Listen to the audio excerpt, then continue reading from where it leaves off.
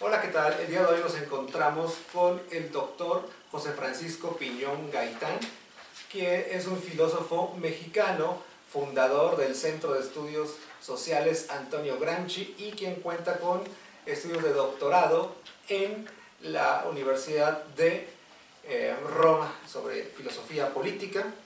Ha escrito bastante sobre historia de México, sobre humanismo, sobre ética y sobre filosofía política de la escuela italiana. Su último libro es La modernidad de Gramsci, política y humanismo. De igual manera es autor de México, los rostros de un leviatán, poder, libertad y democracia, y un libro de poesía, Con las manos vacías. Doctor, le agradezco mucho que nos haya accedido a esta entrevista. Sin duda alguna, una de las carreras que no ha tenido tanta demanda en México ha sido la filosofía, la licenciatura en filosofía a lo largo de la República. Para algunos jóvenes que se interesen, que estén en formación preparatoria de bachillerato y que se interesen en estudiar filosofía, o para quienes ya han ingresado y no tienen todavía tan claro, ¿cómo podría usted definir qué es la filosofía y qué problemáticas busca responder? Bien, yo creo que la filosofía, la así llamada disciplina filosófica, que tiene muchas líneas, muchos objetos de investigación, temáticas, se le presenta centralmente y primordialmente el problema de lo que es el hombre, en el sentido genérico, hombre-mujer. Es decir, la pregunta central de la filosofía es: ¿qué somos? ¿Qué queremos ser? ¿Qué podemos creer? ¿Y qué podemos y debemos hacer? Que serían las preguntas centrales de las preguntas que ya hacía el filósofo Kant. Por lo tanto, si tú me preguntas qué es la filosofía eres tú. La filosofía eres tú como problema, decía el viejo Agustín de Hipona. La filosofía es el plantearse la pregunta fundamental en un momento dado de la vida: ¿esto para qué? ¿Por qué vivo? ¿Por qué la muerte? ¿Por qué el dolor? ¿Por qué la enfermedad? ¿Por qué la finitud del tiempo? ¿Por qué los hombres, al fin de cuentas, viejos, jóvenes, niños, se mueren? ¿Cuál es exactamente la razón fundamental de este existir, que la razón no puede dar respuesta? Puede dar acentos, salidas, algunas, pero no la respuesta fundamental. Entonces la filosofía es la pregunta fundamental, después tal vez de haber resuelto el problema del pan, el problema del comer, el problema del vivir de todos los días. ¿Por qué estoy aquí en este mundo? ¿Por qué vivo? ¿Para qué vivo? Y sobre todo darle respuesta al grave problema de la existencia, y entre ellos la muerte. Ahora bien, pero como también la filosofía tiene por delante ese ser del hombre que vive su mundo y vive sus circunstancias, tiene que preguntarse también la filosofía por las cosas que lo rodean, por ese estar en el mundo, como decía Heidegger, ese estar en un mundo y utilizar las cosas del mundo y ver la relación que tenemos nosotros con los otros hombres. Por lo tanto, ese estar en el mundo con los otros hombres, me viene a la mente la filosofía política, es decir, ¿qué relación tengo yo con los demás? ¿Cómo puedo yo realizar esa convivencia humana tan necesaria hoy como hoy, en este deblaque del mundo occidental o del mundo en general? Y la filosofía también me da ese renglón de cómo poder vivir o cómo solucionar la problemática de la convivencia humana. Por lo tanto, la filosofía agarra el toro por los cuernos en ese sentido, tomando las preguntas fundamentales y más importantes. Pero para eso la filosofía se vale también y se sirve de otras disciplinas. Por eso la filosofía es una de tantas disciplinas que nosotros tenemos que manejar. Doctor, ¿a qué retos intelectuales debe enfrentarse un joven que pretende estudiar o que ya está dentro de la licenciatura en los primeros semestres. Y los compromisos obviamente que debe asumir. Pues yo creo que el primer reto fundamental es tú quién eres y debes responderte esta pregunta. ¿Tú qué quieres hacer en esta vida? ¿Tú qué ser tienes? Como dijera un escritor francés, Montesquieu, un filósofo. ¿Qué ser tienes y te diré por dónde vas? ¿No? Es decir, lo primero que tienes que hacer tú, si es que eliges la carrera de filosofía, o también lo que eliges cualquier otra carrera, es preguntarte qué quieres hacer en este mundo, en este México, en estas circunstancias, y tomar en serio las posibles salidas, los posibles caminos. Y creo yo que en este momento, hablando filosóficamente, creo yo que el primer problema que se le presenta a un estudiante de filosofía es ¿qué mundo quieres para ti? No, ¿qué mundo quieres para todos nosotros que estamos contigo y que te vamos a acompañar?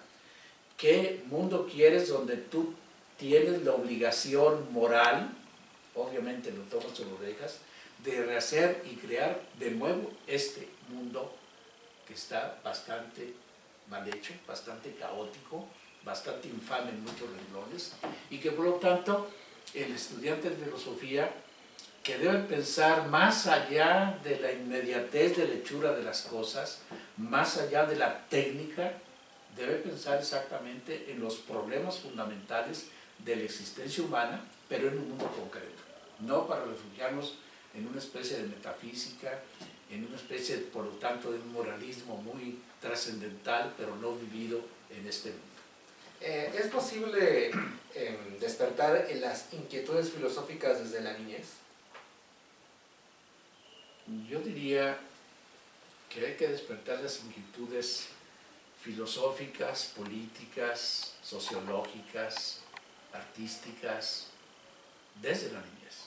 No, porque yo no sabría si alguien es padre de familia, si mi niño o mi niña va a ser filósofo o no, como no sé si va a ser arquitecto o médico.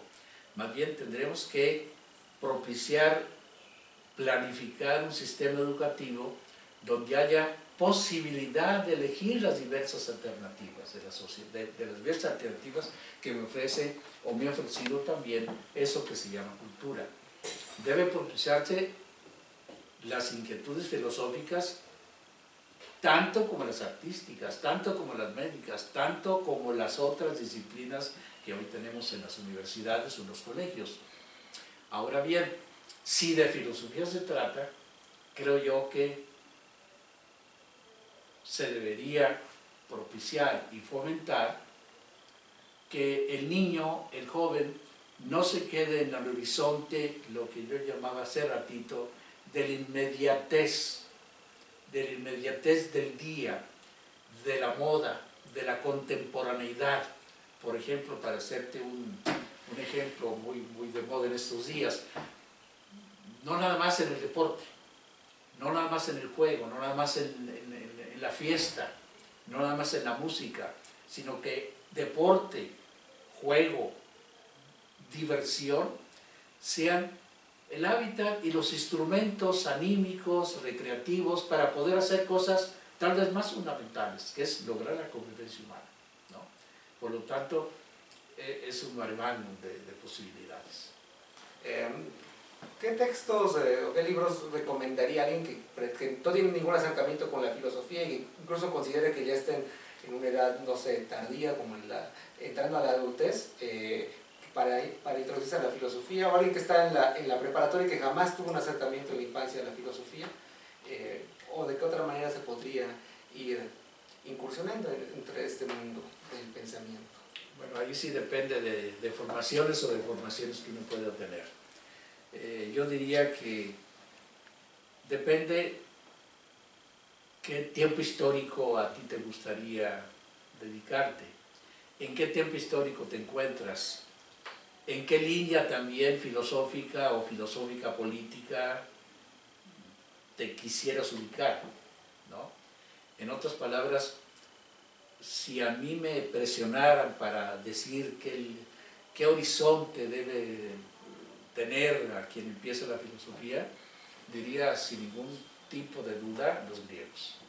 Los griegos, porque al fin de cuentas son los que en principio nos enseñaron, trámite las herencias diversas, con todas las diversas mediaciones que tenemos, a pensar de una manera racional, con todas las limitaciones que ya Nietzsche trabajaba también en los griegos, con todas las limitaciones que puede tener Grecia en su horizonte griego, helenista en general, ¿no? Pero son los que idearon y recrearon e inventaron un lenguaje de nuestro pensar. En ese sentido yo empezaría con los griegos. Pero los griegos también tienen una continuación posterior, y parece que después viene la Edad Moderna, pero una Edad Moderna que se hincó y se fundamentó y se recreó con los argumentos, con la fraseología, con las temáticas y con los pensadores medievales. Entonces, yo diría, sí, agarremos la modernidad, pero veamos qué ha producido la modernidad, en qué se ha cimentado la modernidad, qué argumentos ha tenido la argumentudad que lo toman de los medievales y de los griegos. Doctor, ¿es posible aspirar a construir una filosofía nacional, una filosofía mexicana que nos ponga a discutir con las grandes escuelas del pensamiento mexicano? Porque en muchas ocasiones se dice, ok, en México no se crea filosofía, en México se comenta filosofía. No sé si es un reto que se les deja a las generaciones que vienen, o si existe una filosofía mexicana. Es como si yo pregunto, ¿existe una filosofía alemana? ¿Existe una filosofía inglesa? Sí, pero más bien una filosofía inglesa es la que hacen los ingleses. Una filosofía alemana es la que hacen los alemanes. Entonces yo no diría si existe una filosofía mexicana, sino yo diría qué mexicanos hacen filosofía. O sea, la filosofía mexicana no es porque yo hable de México. De la misma manera que la filosofía alemana tan famosa no es porque yo hable de Alemania. Aquí cometemos un gravísimo error, o un grave error, para no ser tan exagerado, cuando decimos hay que hacer filosofía mexicana. No, hay que hacer que los mexicanos hagamos filosofía. Y si los mexicanos hacemos filosofía, tenemos que hablar no solamente de México, porque México no es una isla. México es muchas islas, muchos mares, cuyas aguas nos vienen de muy atrás. No podemos hablarnos en una filosofía que hable nada más de lo mexicano, como si voy a hablar de una psicología del mexicano, ¿no? Creo que la filosofía mexicana es cuando hablamos los mexicanos. Filosofía mexicana es cuando escribimos los mexicanos. De la misma manera que la filosofía alemana es lo que hacen los alemanes, ¿no? Por allí diría yo. Pero sí nos hace falta conocer la historia mexicana. Sí. No nada más ver lo europeo, no nada más ver lo norteamericano, sino también lo nuestro, pero lo nuestro inserto dentro de un mundo. Y ahí sí, francamente, adolecemos de conocer nuestra filosofía mexicana. De la misma manera que muchos europeos desconocen lo que es el medioevo o el mundo griego. Así, nosotros a veces hablamos de filosofía nada más conociendo los filósofos que no son mexicanos. El mexicano que conozca también su propio horizonte cultural estará capacitado también para conocer lo demás. Y ese mexicano hace filosofía, tendremos una filosofía mexicana. Doctor, una de las inquietudes que tienen más seguido los jóvenes es el campo laboral al que puedan acceder, donde se puedan desempeñar, porque muchas veces los padres de familia y los profesores de bachillerato los inhiben y los desmotivan para estudiar filosofía, pues dicen que no van a poder ejercer en ninguna parte. ¿Usted qué diría al respecto? Yo diría que necesitamos ingenieros que construyan puentes. Necesitamos físicos que hagan ciencia y hagan posible volar a los aviones. Necesitamos ingenieros, médicos que hagan posible esa casa humana donde podemos habitar. Y yo creo que también necesitamos estudiantes que nos pregunten qué hacemos con esto. Que nos pregunten por qué esto se hizo. ¿Por qué vamos en otro rumbo, aquel rumbo extraviado que allá había detectado el gran Dante, el gran poeta de la Divina Comedia, en los inicios, finales del Medioevo, principios de la modernidad. Nos necesitamos quien nos diga qué pasa cuando tenemos esto y por dónde y qué rumbo está tomando esta práctica humanidad creada por el hombre. Eso es la necesidad del filósofo, o la necesidad también de una disciplina que se pregunte el porqué de las cosas, el porqué de la existencia humana y el porqué de esta convivencia humana que, por desgracia, viendo el espectáculo, anda muy a la deriva. ¿Existe algún fundamento antitético entre filosofía y praxis? ¿Y existe una filosofía aplicada? Cuando hace poco fue el resurgimiento, porque es ciertamente el surgimiento de lo que se llamó la filosofía práctica, mucha gente creía, muchos estudiantes creían que la filosofía práctica era un invento nuevo. No, es tan vieja como el mundo. La filosofía siempre ha pretendido ser práctica. Más aún en Aristóteles, la filosofía es práctica. La filosofía pretende, obviamente, perseguir el bien, o perseguir la belleza, o perseguir la verdad. Y perseguir el bien, la verdad y la belleza siempre es algo práctico, ¿no? No debería haber una antítesis, una oposición entre filosofía y praxis. En realidad, si la filosofía no es práctica, no sería una auténtica filosofía. Si la ética no es política, no sería una auténtica ética. Si la ética no es económica, no sería una ética verdadera, ¿no? Por lo tanto, el dilema para mí es falso. Es decir, hagamos filosofía, hagamos buena filosofía y siempre será práctica. Para bien o para mal. Es decir, la filosofía puede tener, como las elecciones, como la racional elección de los hombres, muchos puntos divergentes, pero siempre serán prácticos. Los clásicos pueden ayudar a entender y a responder preguntas de la actualidad, y es posible leerlos paralelamente de autores contemporáneos. En realidad nosotros cosechamos lo que han sembrado los clásicos. Nosotros no pisamos sino hojas secas de la historia, como diría Agustín de Hipona, que es un filósofo demasiado importante para muchos, empezando para Heidegger. En realidad nosotros no empezamos nuestro mundo en la modernidad. Somos viejos, tan viejos como la cultura, tan viejos como la historia. Y por lo tanto, nosotros somos viejos en el sentido de que recreamos cosas del pasado. Somos o nos consideramos nuevos porque volvemos a decir tal vez las mismas cosas, sobre todo en filosofía, con otras palabras. De la misma manera que a veces el mercante o el empresario te vende la misma crema con otro frasco, con otro nombre, y es exactamente lo mismo. Nosotros poco inventamos de cosas nuevas.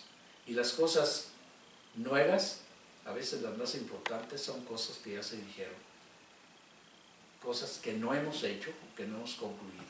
En este sentido, los clásicos, que vivieron su propio mundo y que nos legaron ciertas tradiciones, son terriblemente contemporáneos.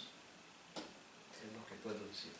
Si usted pudiera hacer un balance en la manera en la que se hace filosofía en México y su experiencia en los estudios que realizó en Estados Unidos y en Italia y que ha visitado otras universidades de Europa y del mundo, ¿cómo vería esa diferencia?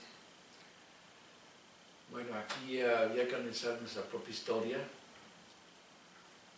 tal y como la analiza en ese libro, Los rostros del poder, el de Leviatán, de que México no es sino hijo de muchas culturas. En primer lugar, la que tenemos aquí, la mesoamericana, la que estaba aquí antes que este continente fuese descubierto, y que le llegaron de fuera, por accidente, culturas extrañas, incluyendo las religiosas. Le llegaron una conquista, le llegó una evangelización, y por lo tanto también le llegaron muchos dioses de por medio. muchas tradiciones. Por lo tanto, nosotros tenemos que vernoslas con ese mundo tan inmensamente rico de muchas culturas que aquí fueron unas usadas, traicionadas, derogadas, combinadas, mezcladas, y ese es nuestro México. Y por lo tanto, yo diría que tenemos que verlas con este problema, ¿no? ¿Cuál es exactamente, y es una pregunta ya vieja también en los contemporáneos, qué significa ser México? Cuando ya tenemos, primero, esa entrada que nacimos como país, esa entrada que fue de dominación, que no fue solo de dominación. Por la cruz también te vino dominación, pero por la cruz también te vino, como dice Silvio Zavala, un bagaje también de liberación que no hemos aprovechado, ¿no? Véase lo de Bartolomé de las Casas, por ejemplo, ¿no? Pero al mismo tiempo tenemos un país que ha hecho dos grandes revoluciones. Y yo me pregunto qué ha quedado con esas dos grandes revoluciones. Como me puedo preguntar para Francia, ¿dónde quedó la Revolución Francesa? Fue totalmente negada y derrotada, ¿no? De hacer Hegel. En ese aspecto, tenemos que de nuevo volver a empezar muchas cosas, no solamente en México, en el mundo. Las revoluciones traicionadas que hablaba aquí un escritor mexicano, un profesor mexicano, el proletariado sin cabeza, ¿no? Pero también dónde están las cabezas y dónde están los cuerpos y dónde están las manos de una sociedad civil que es tan culpable también como los gobiernos. Obviamente, los que dirigen son los más culpables. Los que supuestamente orientan y tienen con qué orientar a la población serán los verdaderos y auténticos culpables de la dirección del país, ¿no? En realidad, todos somos habitantes de un sistema que tiene una historia, muchas historias, y en la universidad es el lugar ideal para afrontar esta problemática. ¿Usted qué consejos le podría dar a aquellos jóvenes que hoy en día, que cuando miren este video, tengan la intención de estudiar filosofía, o que se encuentren iniciándose en el mundo de la filosofía? ¿Qué consejos? ¿Hacia dónde dirigirse? Y sobre todo, quizás qué temáticas abordar, qué problemas tratar de resolver o preguntarse. Pero yo diría a un estudiante de filosofía, diría en primer lugar, sé joven, ¿no? Y el joven es el que puede arrancar el fuego de los dioses. Es el que puede confiar, recrear, no ser apéndice de la historia. En primer lugar, que emocionemos a nuestros jóvenes de que el mundo puede cambiarse. Así como nosotros hicimos este mundo, podemos también cambiarlo. Bueno, primero. En segundo lugar, que no se contente con lo que he acentuado mucho, con la inmediatez del momento. Que sí, que le gusta el deporte, pero que piense más allá, mucho más allá del deporte, mucho más allá de la diversión, y que si quiere realmente ser joven, creativo, auténtico, y que se diga algo de él antes de morir, pues que vea por el mundo que puede y debe de hacerse, ¿no? Y el filósofo, primordialmente el filósofo que tiene la herramienta del pensar de una manera directamente oficial, formal, no de las cosas del pensar, sino el pensar mismo, debe plantarse esa problemática. ¿Qué debo hacer yo por este mundo donde yo voy a vivir? No, donde vamos a vivir. Cambiar el singular por el concepto y lenguaje comunitario. Es lo que yo diría. Doctor, para finalizar, ¿podría deleitarnos recitando alguna de sus poesías?